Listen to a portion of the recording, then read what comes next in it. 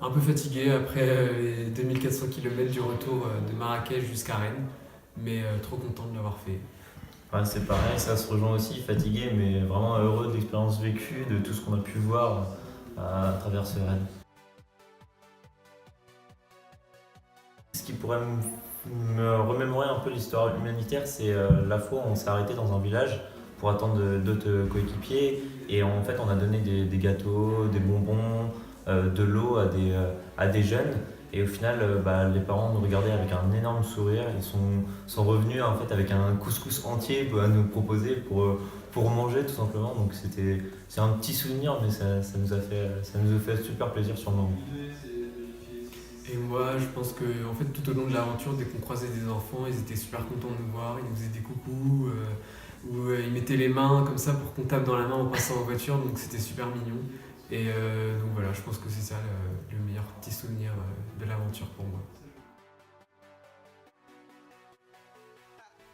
Donc ce que j'ai beaucoup aimé, c'est la solidarité entre les trophistes, le partage avec les enfants, avec les trophistes, lorsqu'on était embourbé ou lorsqu'on rencontrait des enfants et que dans les petits villages, on leur donnait des petites compotes, des petits gâteaux. Donc voilà, c'est vraiment la solidarité, l'entraide.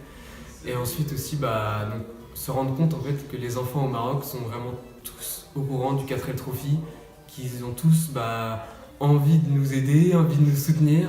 Donc en nous faisant des petits coucous au bord de la route et on sent que c'est vraiment important pour eux et que l'association Enfants du désert les soutient et donc voilà, donc c'est ce qui nous fait aussi très plaisir. En termes d'anecdotes, je pense que je peux choisir celle de la portière pendant tout le raid. Ouais, en fait, on avait des portières qui fonctionnaient pas très bien au début, surtout la portière conducteur. Et en fait, au fur et à mesure du raid, au fur et à mesure des dunes, les deux portières finissaient par très bien fonctionner. Et donc, j'ai une anecdote par exemple, un moment où on sortait des pistes, on arrivait sur une grande route principale. Donc là, je tourne à 90 degrés pour revenir sur la route.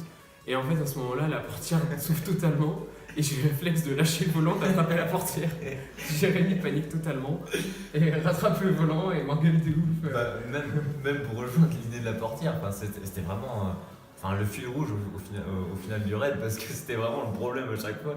Et moi, je prends l'exemple aussi, quand je conduisais, une fois, on était dans un bac à sable, sachant que quand on conduit dans un bac à sable, donc déjà, tu vas un peu n'importe où, tu contrôles pas ta voiture.